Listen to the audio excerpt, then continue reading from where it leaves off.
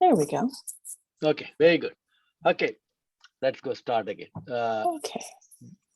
Ashish, you can start first and then I will introduce the student. Sure, sir. Okay, so very good evening, everyone from India, and a good morning, people joining from US and other Western countries. So we have successfully, we have gone through our first and second session of masterclass series 1 and 2, and today we have landed to the masterclass season 3. We have got Dr. Stephanie here, and we'll be speaking about the clinical pharmacologist or clinical pharmacist role in neurology rounds.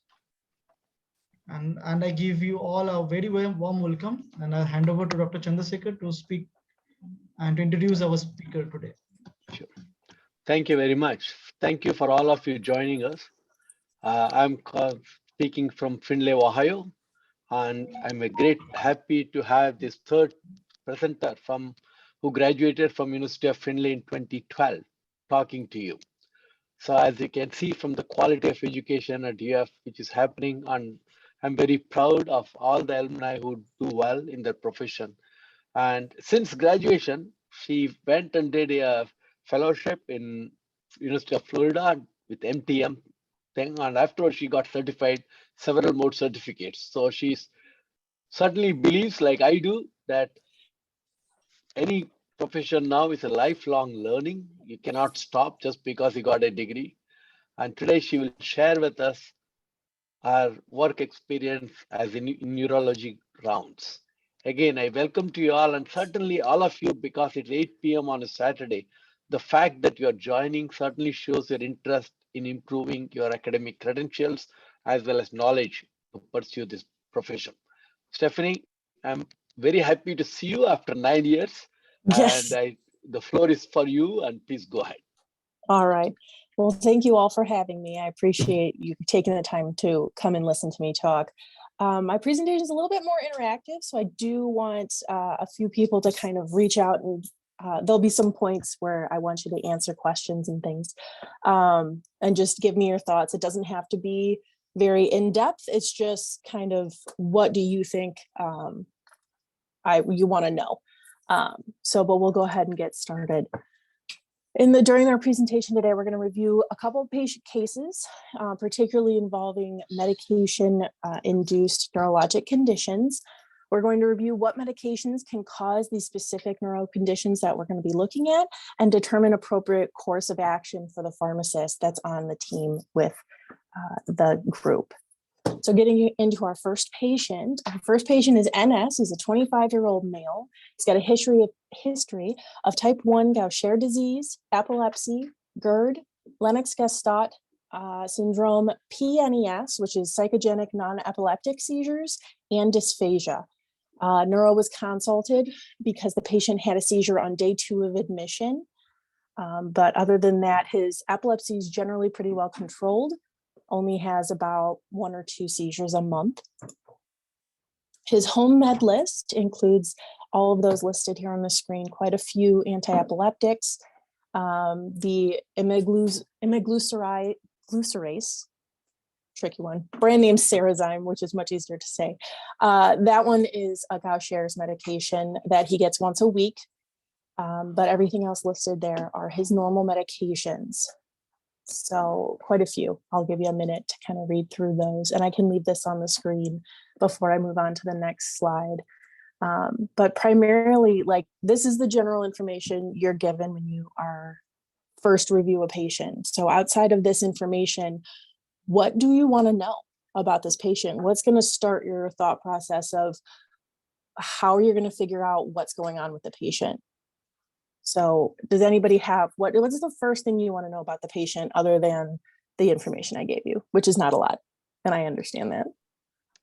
And I would like, remember this is an interactive session, so please unmute yourself and ask the question and then mute back again, or please send it in a text message, okay?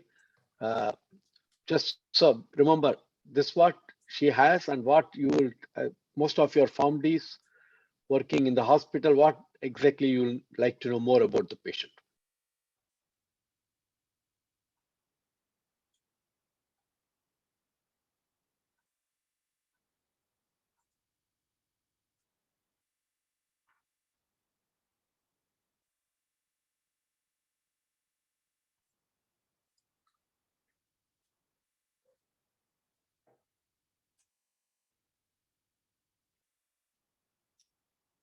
Well, the first thing I can give would be like, what did the patient even come in for? So the thing that we noticed from the previous slide was that the patient came in and on day 2 of admission, neuro was consulted. So this isn't the reason that the patient came into the hospital. The patient came into the hospital because of aspiration pneumonia. They came in because they had fevers and chills and difficulty breathing. So they were admitted for treatment of pneumonia and they were suspected of aspiration pneumonia because the patient has a history of dysphagia. So with that information, what's the next question that we want to look into? Now, PTA medications that are listed on the screen, those are the ones that the patient takes at home, which should be a very big clue as to what my next question should be. I mean, Stephanie, if nobody else, if students are too shy, as you have been a student, so let me ask you the question. Sure. Has this patient got this before? That would be my question. I mean, is it the recurring sequence or is the first time it's happening? No, the patient has had aspiration pneumonia a few times in the past. This particular patient, although they have a diagnosis of dysphagia, they do not follow the recommendations and they eat whatever they want. So they don't follow speech therapy's recommendation of thickened liquids and things like that. So they do have a tendency to aspirate often. But so we are treating them for aspiration pneumonia. So the question that I'm trying to get you to think about is to be what medications, so since this is list that's on the screen is what the patient takes at home, what are we actually ordered in the hospital since the patient's here in the hospital? So aside from the home medications, the Cerezyme we are not ordering because that's once a week and they've already gotten it for the week. But everything else is medications that are ordered while they're here, in addition to other as needed medications. So you've got your anti-nausea medications such as ondansetron. You've got some fluids just to make sure that the patient, they can maintain getting blood flow and things like that. But they're also getting antibiotics. So the first antibiotic that they're getting is meropenem for the treatment of their aspiration pneumonia because the patient has 2 allergies, penicillins in addition to Cipro, both of which the patient gets a rash to. So thinking of that, what other information is needed from the chart or things that you want to think about when you interact when you're trying to decide what's happening with the patient and what do we need to be concerned about? Is there anything that could be medication related? You always want to make sure, like, are there questions I need to ask the patient about? Could they help fill me in on anything? Which, of course, you want to talk to the patient, find out, how compliant are they with their medications? Have they had a hard time getting any of their medications? Things like that. But at this point, those questions have all shown that the patient's pretty much compliant with their medications. They don't have too many other problems with that.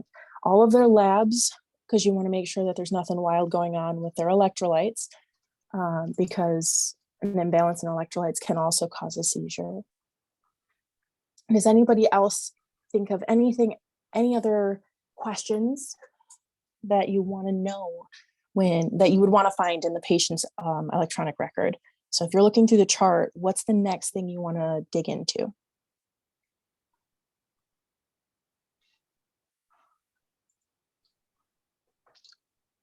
Really, for all the 23 people here, please participate, okay? Otherwise, it gets a little bit of one-sided chat. And this type of program will not continue if you do not interact with the speaker and see we are getting some value out of this presentations.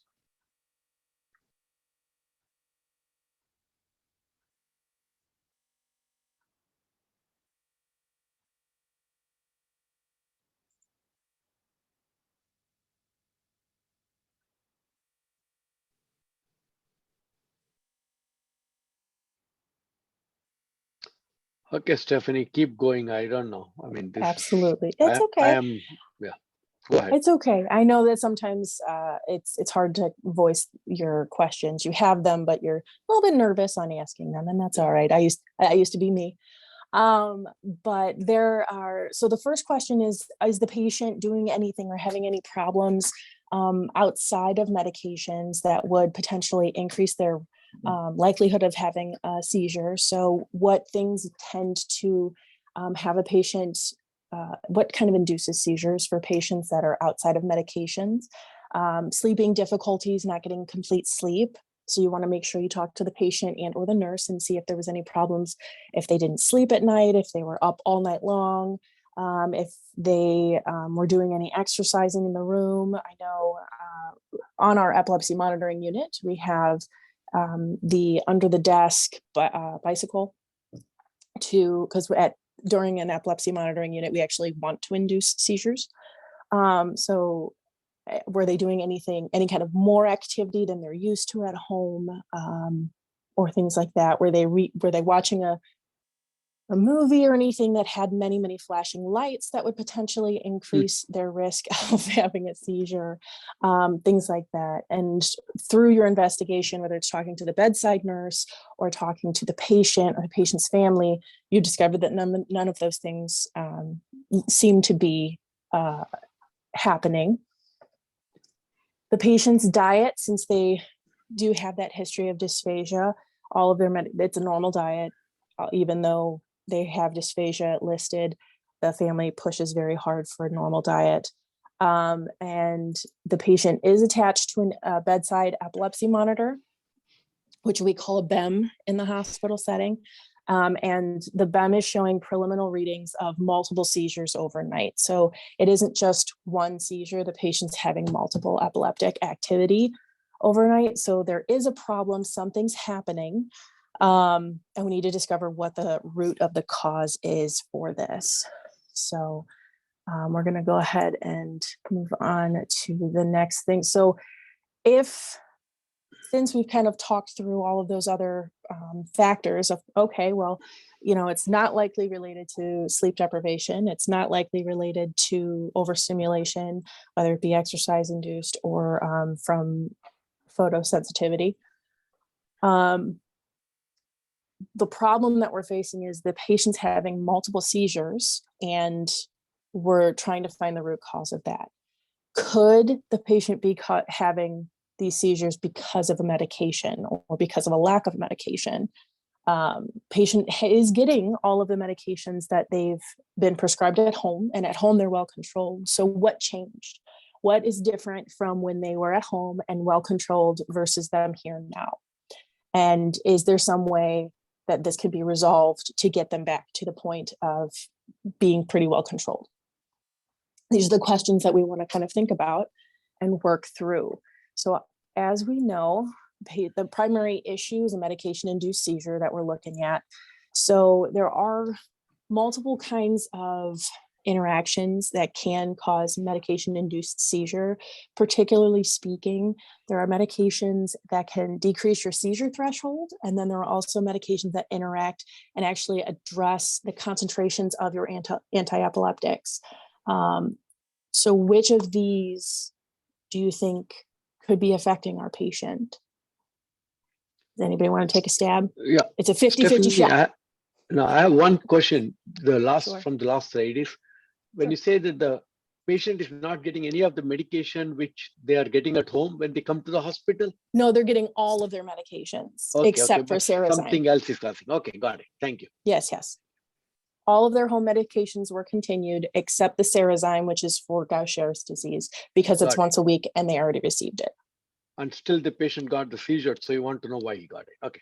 Correct. And the additional medications that they've received are meropenem, 1 gram every 8 hours, ondansetron, 4 milligrams every 8 hours as needed for nausea vomiting, Tylenol, 325 to 650 as needed every 4 hours for pain or fever, and then some normal saline fluids. So back here. So what do we think is happening with this patient?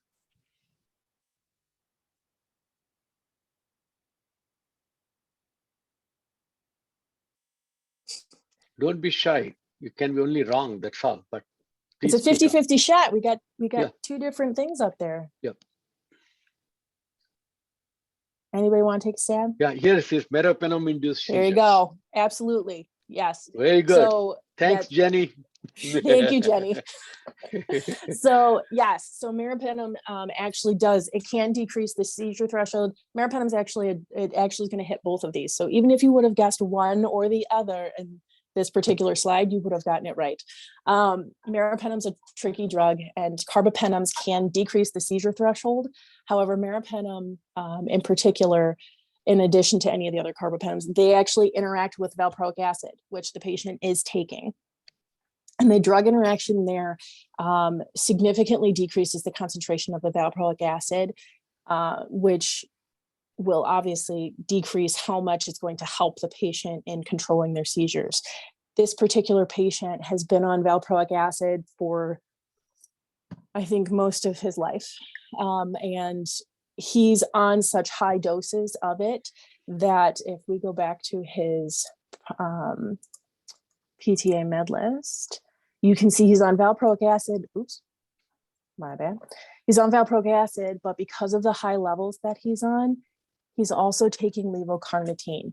So he takes levocarnitine as a everyday tablet because of the high ammonia levels that the valproic acid actually causes in him.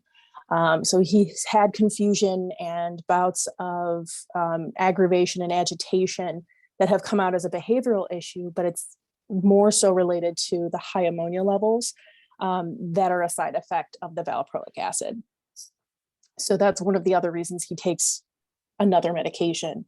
But since he requires such a high dose in order to control his medication, since there is this drug interaction, this is a big problem for him, and he's no longer controlled because of a simple drug interaction. So that is one of the biggest things. And in this instance, the easiest fixes for this particular patient.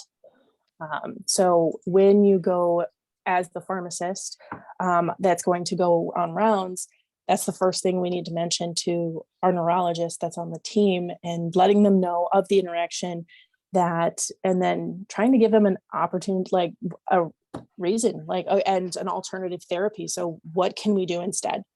Now, as a neuropharmacist, antibiotics are not my specialty, but we know how to look them up, and we know how to use our resources, whether that means our coworkers who are specialists, to make sure that you're thinking in the right line. But usually you want to make sure that you figure out, looking at your antibiogram, you want to look at the guidelines that are set forth. Cleveland Clinic has their antibiotic guidelines that we recommend, roles of therapy. And so what we want to do is look at patients' allergies and what an alternative medication would be for this particular patient. So if you're treating aspiration pneumonia or community acquired pneumonia, what would be an alternative antibiotic that you could recommend switching the meropenem to decrease that drug interaction and decrease that change in decrease in seizure threshold?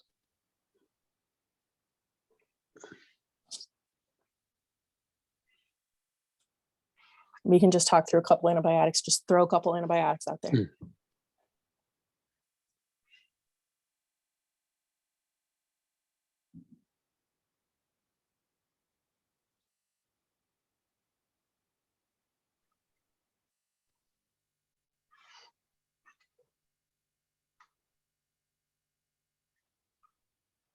Azithromycin. Azithromycin. It's an option. It's an option. It would be an okay therapy, not the one that I was thinking of, but it's not a bad choice. What other options are out there? Yeah, remember, folks, the interesting thing will be, it's possible that the antibiotic she's going to come up is not available in India, but that's perfectly fine. True. Just tell us, what would you do in India? Okay, so Yeah. This is all the process here. You got 28 young people who are looking at this, and they probably, some of them have done the rounds. Come up with your choices. And I'm sure you may give a name of the drug which she has never heard, because in India there are a lot of brand name drugs with with very difficult. They're not available outside India. So come on, let's keep the conversation going here. Jenny Well, has talking already about, contributed. yes. Go ahead, Stephanie. Go ahead. Looking into azithromycin is an option. The concerns that you want to make sure you look at with azithromycin would be its side effect profile. So azithromycin can prolong your QTC. So we want to make sure that we have an EKG done, or echocardiogram, just to make sure that the patient's not having any prolonged QTs, in addition to any irregular heart rhythms, just to make sure that this isn't going to potentiate that and cause us further problems. So that is one other consideration we want to look into when like their side effect profile of the antibiotics we're choosing. Azithromycin is not a wrong answer. It's just not the one that I was thinking of per our guidelines. So Stephanie, go ahead with what was your choice. Sure. My choice was going to be ceftriaxone. So I mentioned that the patient has an allergy to penicillin in addition to ciprofloxacin, both of those with just a rash. So neither of them are anaphylaxis. There is a cross-sensitivity, very small chance of cross-sensitivity with cephalosporins to penicillins. But if we would have investigated further into the patient's chart, we would have seen that the patients tolerated cephalosporins in the past. So ceftriaxone would probably be one of the easiest and best options to give them while they're here, because we do need to keep them another couple of days to make sure that we can get the seizures back under control before they would be able to be discharged. And if the physician decided that they wanted to try and trial the penicillin allergy, Unison would be an option. But because of that allergy, depending on the physician and if they really want to push that allergy or not, most of the time they don't. Most of the time they prefer to just avoid that antibiotic, but they would be willing to go for the cephalosporin. So any other questions, concerns in regards to this seizure and medication?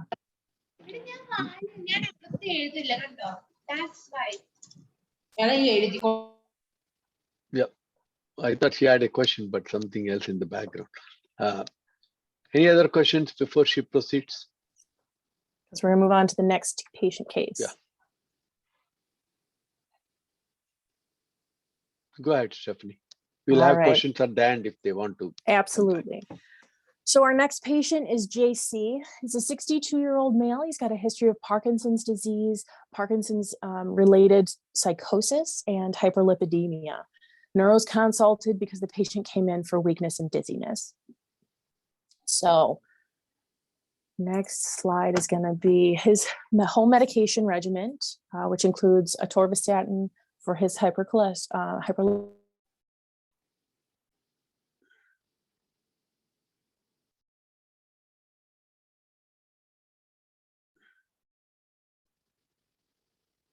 Did you freeze?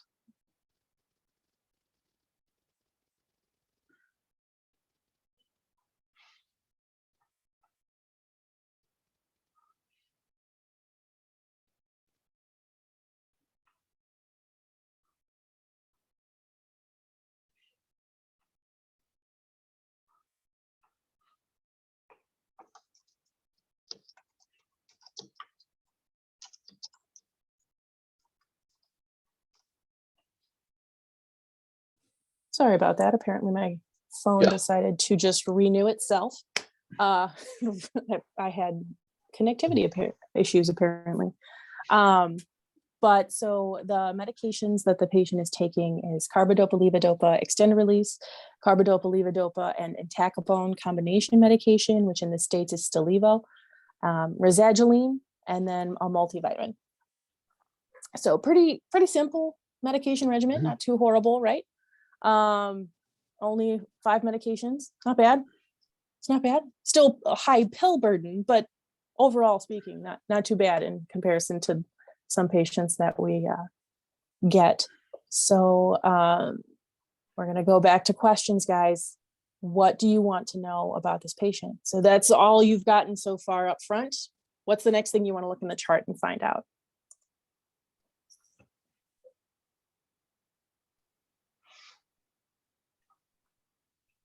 Well, I think somebody comes up. If they are not asking, I have to ask. Okay. Okay. If I'm the student today, so it's fine. If they are not, how long the patient has the Parkinson? First, that Sure. would be They've had Parkinson's since their mid 50s. So they've had it for over about 10 years, right Okay. around 10 years. And they were an early onset. So they've been pretty well controlled on this regimen. Okay. So the next question is why the patient is here today if he's controlled. That will be my question. Absolutely. So he came in, he presented because he fell at home. And so Okay, fell at he home, was okay. in, and neuro was consulted because prior to the fall, he admitted to being slightly dizzy and he just felt weak. Okay.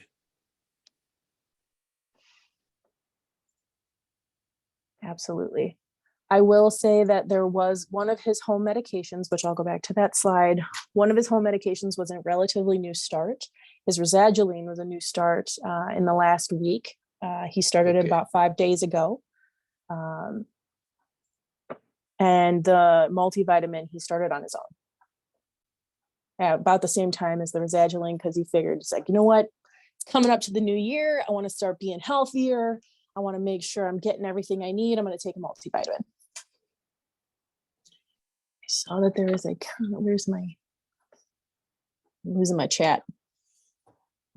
Patient's motor power, they're doing okay, but lately the patient's been having some more symptoms of their PD symptoms. They're having a few more shaking episodes and things like that. Nope, the calcium levels are normal, within normal limits. All lab values are within normal limits. How long has the patient been having weakness? Over the last couple of days, 1 or 2 days worth of weakness, which has coincided with their increased symptoms of a little bit more extra shaking. Or blood pressure, that's a great question. Blood pressure is, when they checked it, he was a little bit hypotensive, lower than and he did have orthostatic. Serum sodium is within normal limits. All labs were within normal limits. Any complaints of giddiness? No, not offhand. He didn't notice any I complaints really of like giddiness. this. I really like this interaction. I'm glad. I do. I Yeah. thoroughly enjoy the chat, guys. Yeah, Thank you. this is It's waking up making it some so time. much better. Yeah, this is just great. All right. So any other questions, things you want to know before I move on to the next? So let's think about, okay, so now we know all the information that we want to know. So what is the problem that we're facing? Bradykinesia, could be. What else?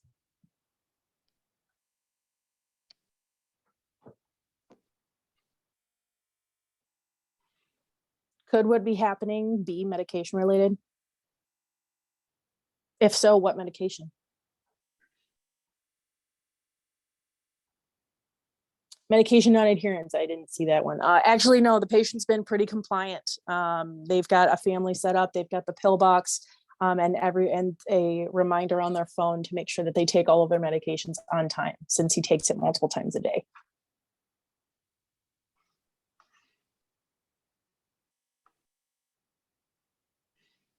So which medication would you think? Go ahead. My guess will be Razagiline, just because they put it in recently. I mean, I forgot. Yeah, I'm not great at hiding the hints. No, well, you have to. But We yeah. will ask him, because that's from the land. That's the part of the reason. Yeah. Yes, it's an So inhibitor of some enzyme. So just absolutely. So yes, the Razagiline is likely related. So we're going into medication-induced movement disorders. So when we think of medication-induced movement disorders, a lot of times we think of antipsychotics being the cause of those, primarily more in our psych patients.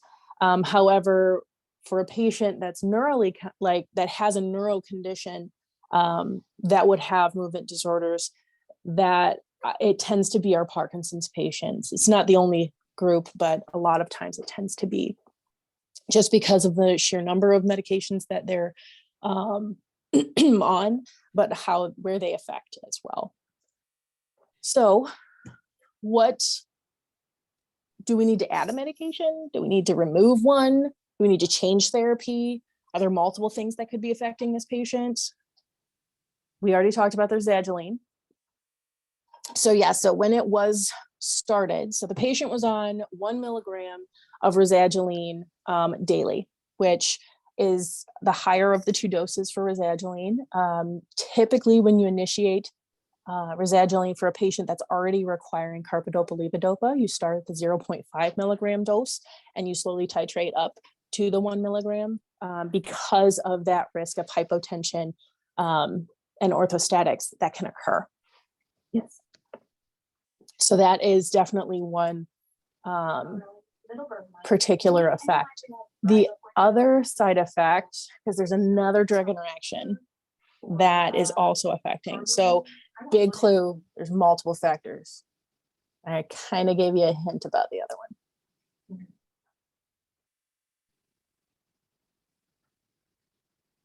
Maybe you want to take a guess?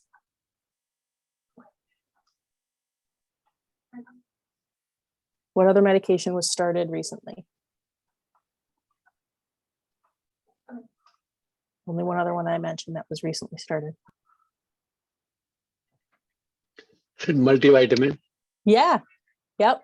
So the multivitamin can actually affect the change the effect on levodopa, carbidopa-levodopa. And so the conversion of carbidopa to levodopa and getting it into the blood-brain barrier is heavily affected by the cyanocobalamin or the, is it cyanocobalamin? No, it's a different one. It's B6.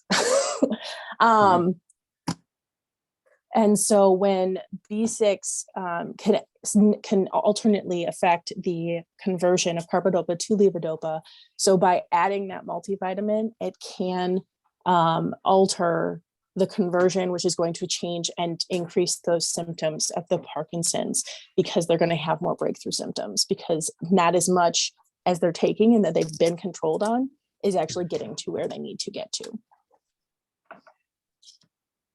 So this one's kind of multi-point. So since now we know what things are affected, what are we going to do about it? What are our options? Decrease levodopa and carbidopa. For the metabolism, yeah. And then is there the lipid profiles within normal limits? Their Lipitor is well controlling them. They're doing well on the atorvastatin. So if we know we've got Razagiline, we've got this problem with the Razagiline, one with the blood pressure, right? Because it affects that and the orthostatics. The dose was increased, was just automatically prescribed at the higher dose. So we didn't have the titration. And then the multivitamin. So what is the first thing we want to tell the patient or talk to the physician about having the patient do?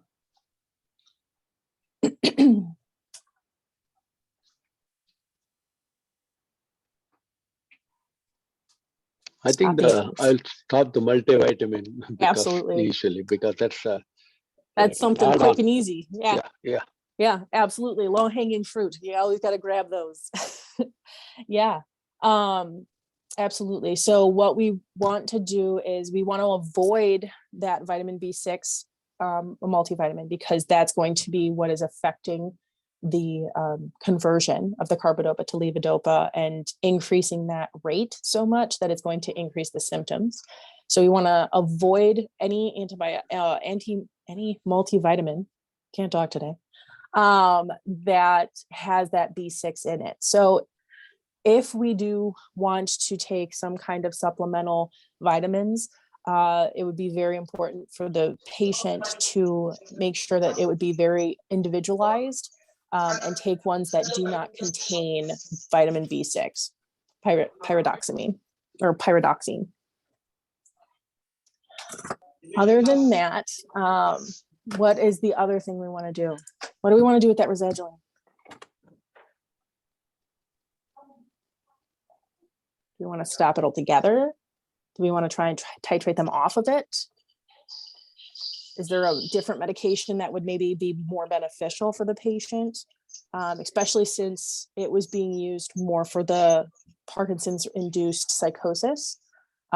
Less about controlling their Parkinson's therapy, it's more related to the psychosis. So is there a more preferred agent that we could be using that doesn't have these side effects for the patient?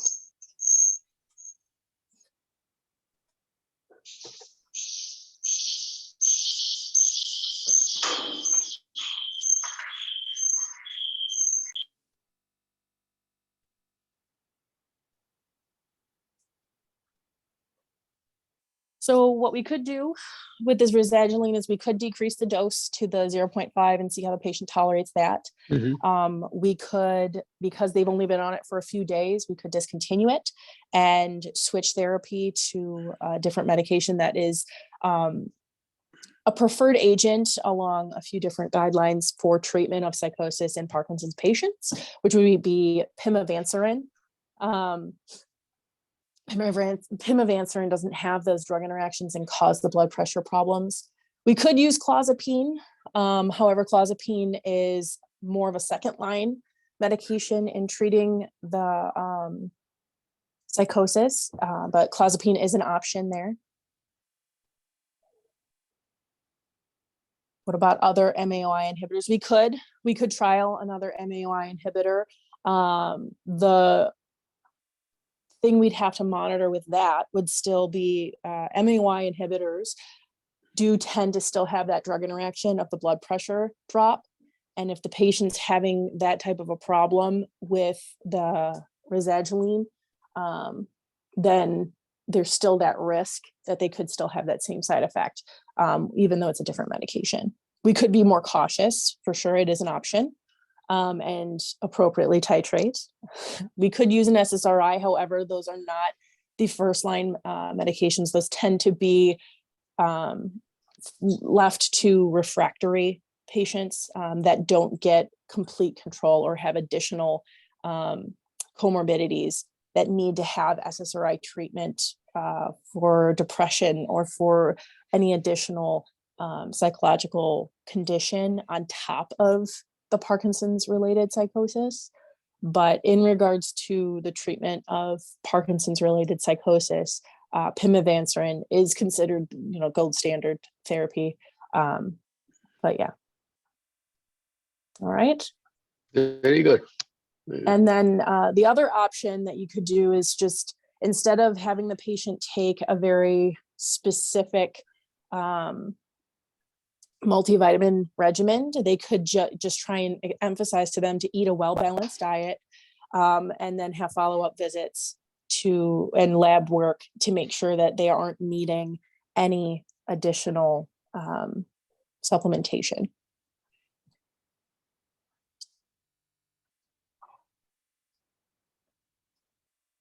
SSRIs are an option. They aren't, they are usually something that we don't jump to right away for psychosis.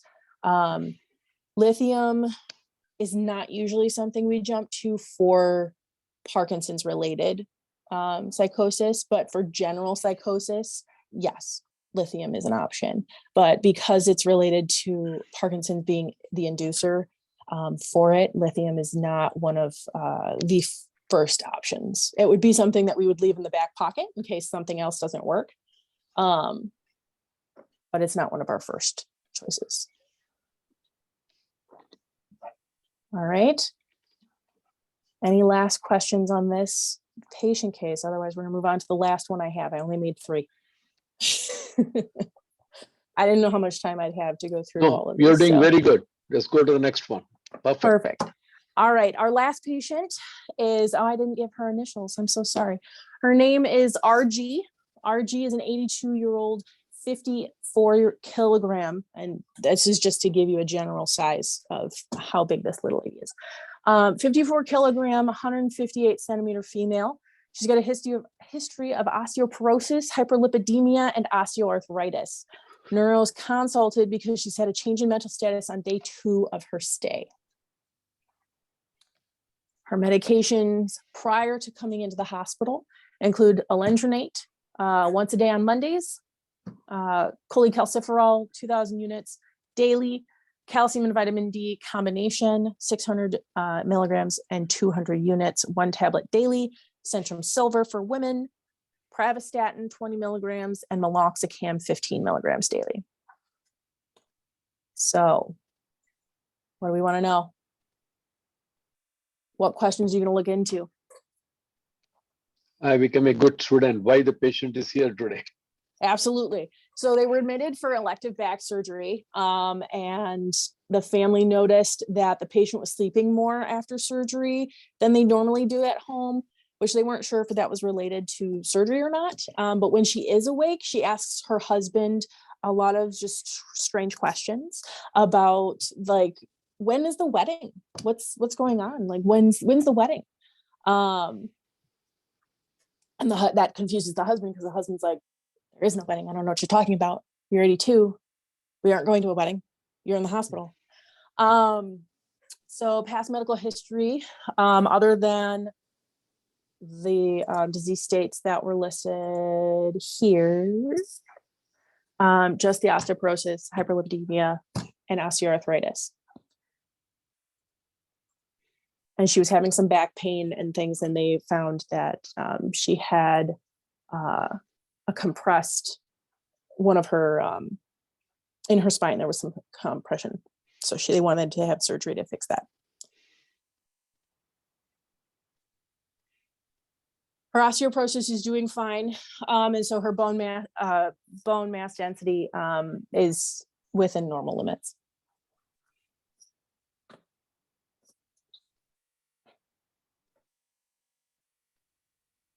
What else? Calcium level, doing well. A little bit low because she had surgery, but she's okay. It's still within normal limits.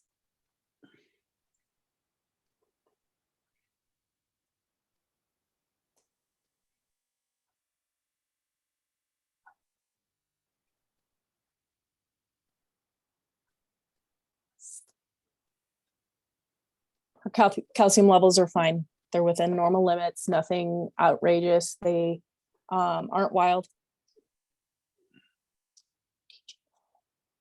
I'm not familiar with TGL. Oh, triglycerides.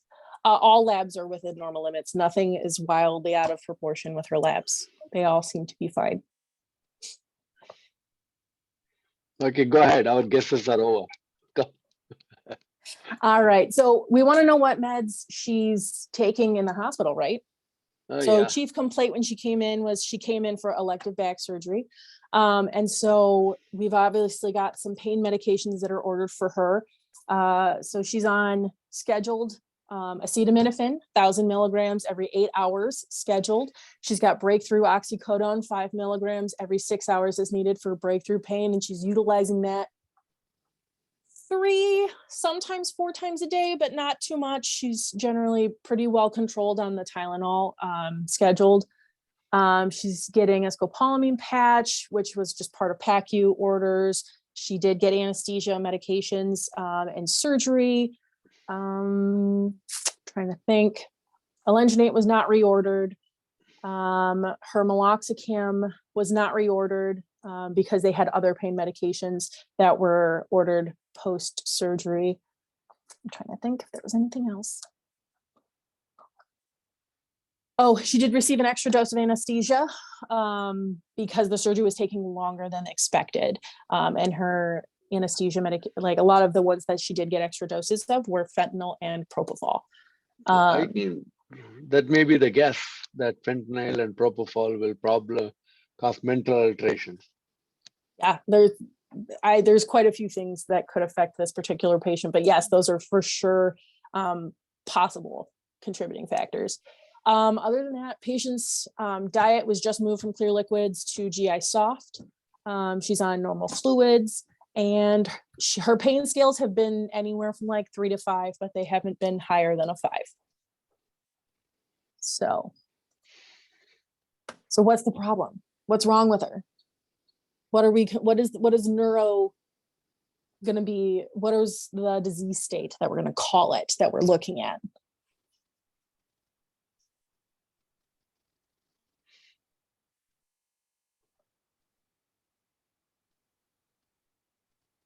I mean, we already know the answer to number 2. It's going to be medication related.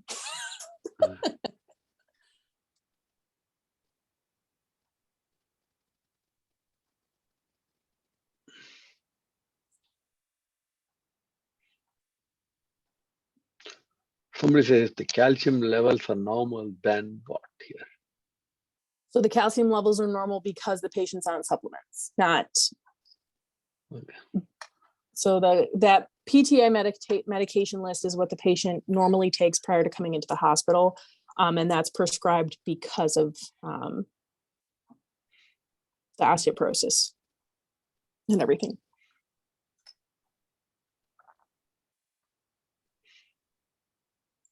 So we're looking at delirium, right? So change in mental status, delirium. What causes delirium other than medications? So there's quite a few things that can cause delirium. Obviously, medications is the first one that we want to think of because we're pharmacists and meds are our specialty. But there are other things that we have to rule out as well, right? So she's 82. She's an older woman. She did have anesthesia, so medications, but she's in a change of location, right? So she's now in the hospital versus being at home with her husband all the time in a familiar area. She hasn't, you don't know how often she interacts with doctors, and is she is she comfortable with doctors? Does she trust them? Because there are individuals out there that have a distrust with medicine, and they don't want to be in the hospital. They don't want to come here if they don't have to. This is not our patient because she came in for elective surgery. So she does trust the medication and therapy and wants to be helped to reduce her pain in her back. So what else could it be? So her sleep. It could be from undergoing surgery, yes. So the trauma to the body can do it. So when your body is undergoing pain is a huge factor in regards to, yes, ICU admission, which would be like the change in scenario and location would be a huge factor for our patients. Oh, I lost what I was going to say.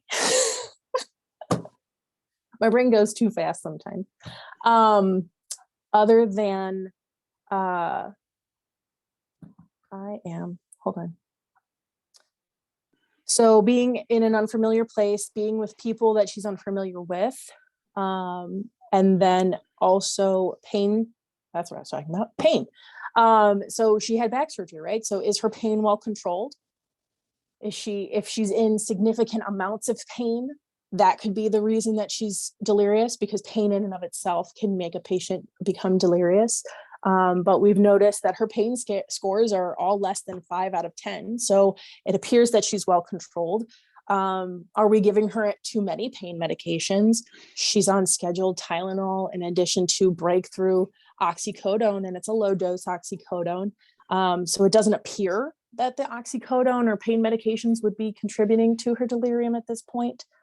Trying to think of what else could be the reason and cause of the change in mental status. There's no infection that we know of. Everything seems to be fine. She's not having any kind of UTI symptoms or anything. We don't normally check acetylcholine levels, but that's kind of close. We want to look at anticholinergic medications and see if any of those could be affecting her, in addition to if we can't find another agent that we can maybe do anything about, aside from just waiting for the anesthesia to wear off. That's one option. But there's one other big one that we could potentially affect. So we're seeing the patient on Post-op day 1, so not day of surgery, next day, patient's having these symptoms, started having them as soon as she woke up out of after anesthesia.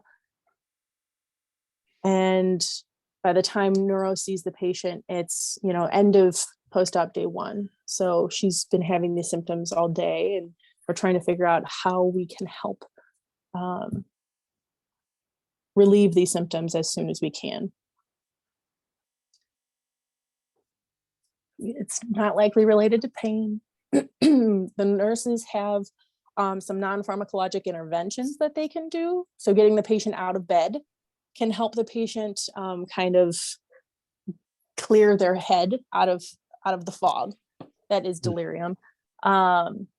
And so getting them out of bed, having family around to help redirect them, and with somebody that they're familiar with to kind of help their brain focus on the familiar, to instead of constantly having the unfamiliar and unknown and just confusion that comes with that of being in the hospital with nurses that change every day, coming in and taking care of you, with the different doctors that come into the room, trying to minimize that, keeping sleep-wake cycle within normal limits. So these are things that nurses can do to help relieve some of the delirium symptoms that don't have to do with medications. And so they're already implementing as many of those as they can. But what is something that we can do as pharmacists? There's one major recommendation that we can do.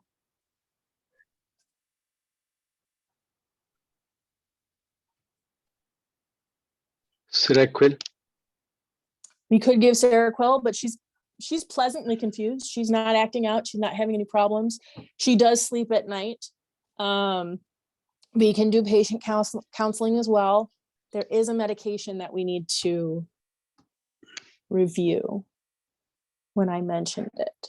Let me go back to my slide and I'll repeat what she's on.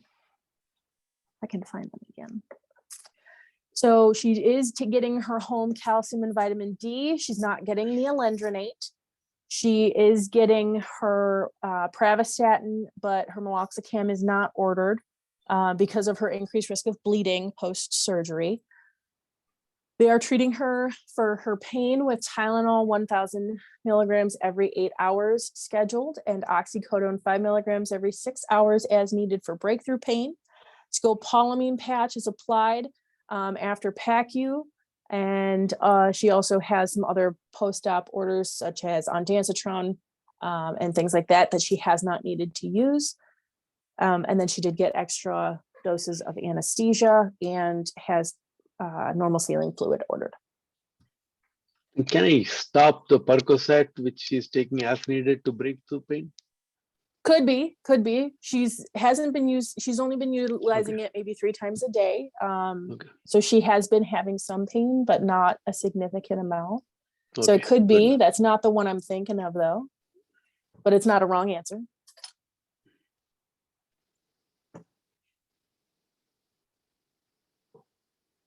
So the biggest thing is this lady is 82. She's a tiny little lady. And scopolamine patch, yeah. The patch, the name of the patch that I mentioned is scopolamine patch. So the scopolamine patch, or the Transcope patch, is a highly anticholinergic medication. And so that one, even though it's a tiny little patch that's applied right behind the ear, usually given post-surgery to help reduce any post-anesthesia related nausea, absolutely. That usually gets applied in PACU as a standard. And so sometimes when you have these kind of breakthrough symptoms, that's the first thing you need to look for, especially if they had surgery, especially in our little old ladies. And this particular woman is very tiny, short stature, doesn't weigh too much. And she is having that own anticholinergic properties affecting her significantly for this. So the first thing we want to do is get that off. She's not having any nausea. She's never had any symptoms related to it. Does it need to be on? At this point, I would say no. So let's remove that, continue the non-pharmacologic treatment at this point, continue to redirect her with family and things, and allow her, you know, a little bit of time to get that to wear out of her system. And that would be the first thing that we would want to do. Very good. So that one's kind of like a quick, easy fix. That's a very This one important one, because I really is. missed the scopolamine. I didn't hear that at all. Yeah. I had a friend who went on a smooth, went for cruise, and she got scopolamine patch. She took it, and after she came back, she had a similar, very serious problems in this type of stuff. So yeah, this patient's actually based on my grandmother. This is what happened to my grandmother. She was in Florida, and I was in Ohio, and I was talking to my grandfather over the phone with my parents, and kind of seeing how things were going after surgery and everything. And my grandfather's like, yeah, I don't know what's going on with her. She just keeps asking about this wedding. I keep telling her, Shell, I don't know what you're talking about. Like, there is no wedding. You're here in the hospital with me. And she's like, yes, I'm know, you're right. But when's the wedding? Like, she just couldn't get off of the wedding. And he's like, I just don't get it. And I just sat there and I'm like, hey, Grandpa, quick question. Does she have a patch behind her ear? And he's like, well, I don't know. Maybe. I'm like, do me a favor, when you go back to the hospital tomorrow, look and see if she's got a patch behind her ear. If she is, take it off and get it off of her. And that would be the first thing that I think. He's like, because she's not getting anything wild. She doesn't take too many pills or anything. She's eating normal. And he actually called her that evening and talks to her over the phone and mentioned to her, like, hey, you got a patch on behind your ear? She's like, yeah, I do. He's like, well, Steph said to take it off. So she called the nurse in and she's like, hey, can I take this off? And she's like, the nurse is like, oh yeah, you're not having any nausea or anything. Sure, we can take that off. She was fine the next night.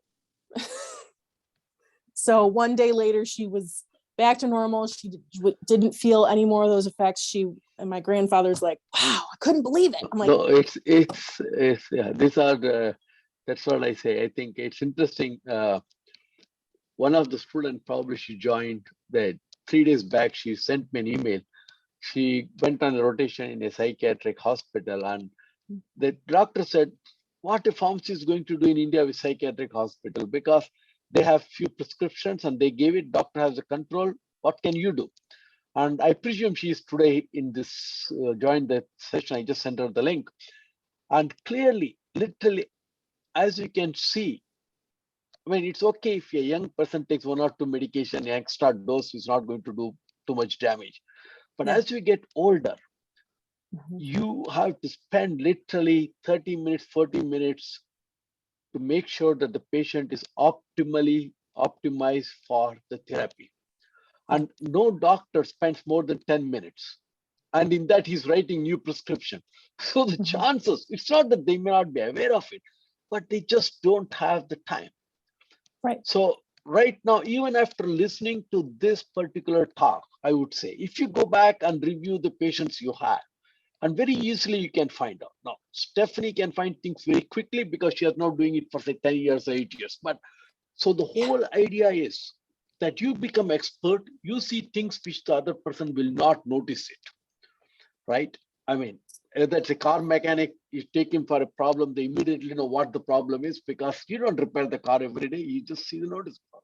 So similarly, everybody can use a pharmacist, and especially when you can do with your family and give them an outcome, they become a believer and it improves their confidence. So over the last few years, whenever students ask me, I want to counsel the patient. That's what they say. They want to counsel the patient. I say, do you know patients in India whom we can counsel? And most of the hands go down. So the fact is, you can start practicing whatever you know in the friends and the family members whom you know it. And you will improve your confidence, you will improve your skill level. And many times it's a small tweak, which the doctor missed it or nurse missed it. So we all become very specialized in what we do. And, I think so far you do this diligently. We have a real career there. Just as you can look at Stephanie. I'm sure I taught her some of these things, but now I may not remember any of them, because she looks at the real life patient and she can tell you what is important. And I've certainly used one of your questions. What happened to grandma in my next test? Okay. Oh, she's doing well. She's this has actually happened a few years ago for her. She's fine. She recovered after about a day of mentally. She got back, which was much quicker than I expected. Generally speaking, when there is confusion or things in the brain for delirium, in our patients, as the brain itself ages as we age. And so the older the brain is, it takes longer for it to get back to baseline. But because we were able to remove the medication that was offending her, so there isn't necessarily a drug of choice for treatment for this particular thing, because we aren't going to add a medication for this particular patient. We're actually just going to remove one. We're going to get rid of that scopolamine patch. And that's what ended up helping her and had her improve and get better. But she's great. They're doing fine. They're living independently. How old is she now? Okay, Stephanie, can you stop the screen share? Stop the screen share so I can get your. Let's see here.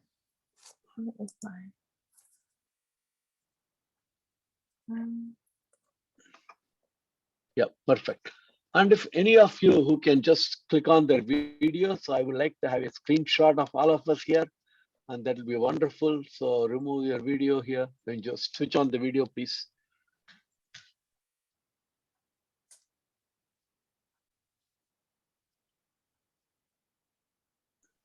Okay.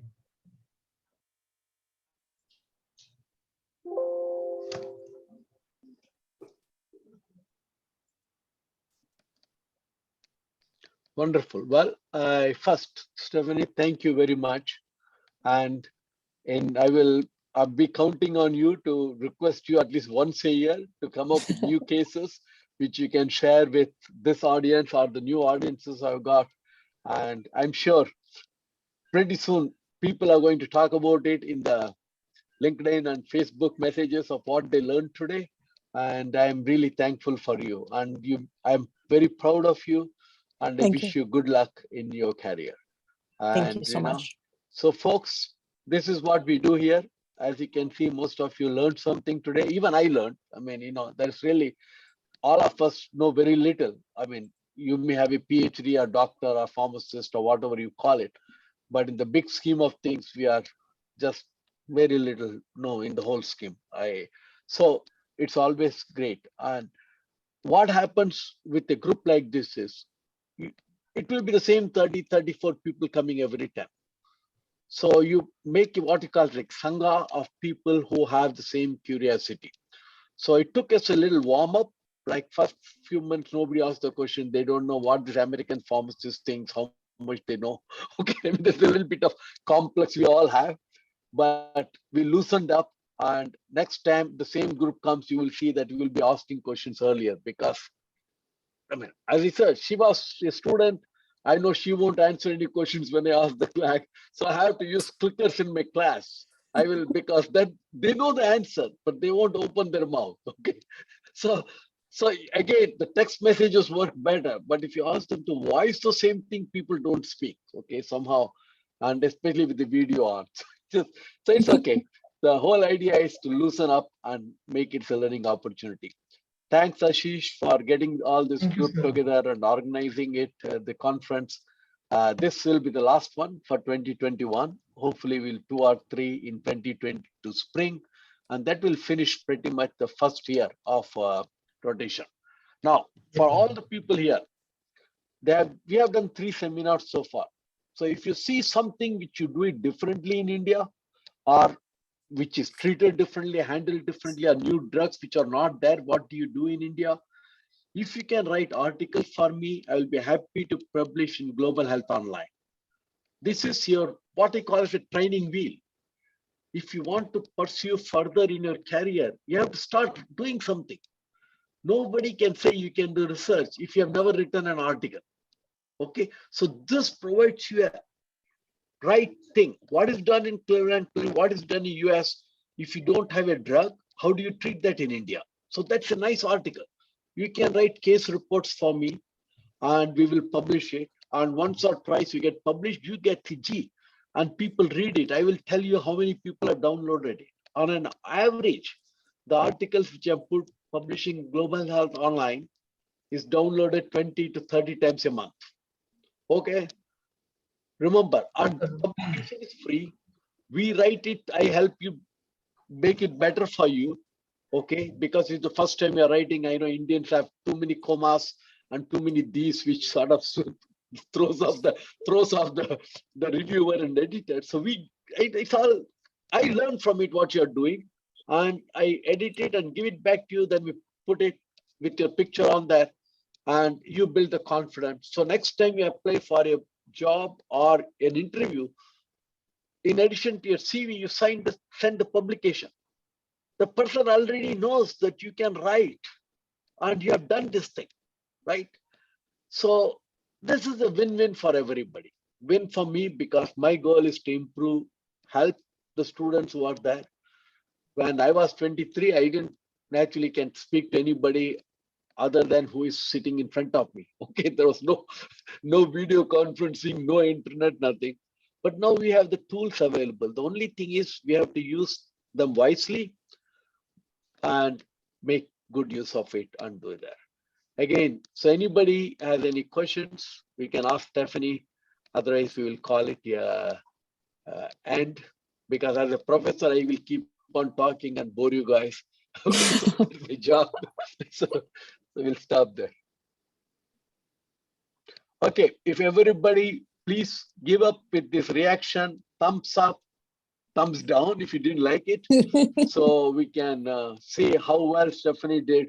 And thank you again, Stephanie. I wish you good luck, and my greetings to you and all the people who attended. Hopefully you continue to join me.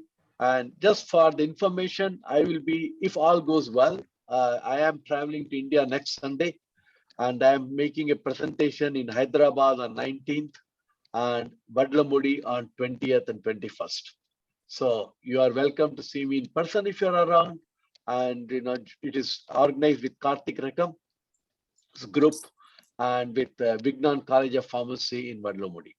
So I won't be talking on any of these things. Ranchi, sir. Well, we will see, man. I have to weigh for some commitments already made between the risk of COVID and how many times.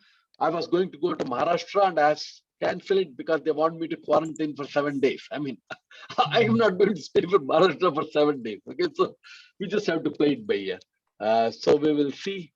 But anyway, if I am coming 10,000 miles, if you really want to see me, fly down. We take a 1 hour flight and we'll see you. Okay. But anyway, we will continue to see here. I will hope to see some of you in USA presenting the next conference which is happening. Stephanie, thank you. Thank you for having me. We call it again. Thank you very much. No problem. Thank you. Thank you. Thank you. Thank you so much, sir.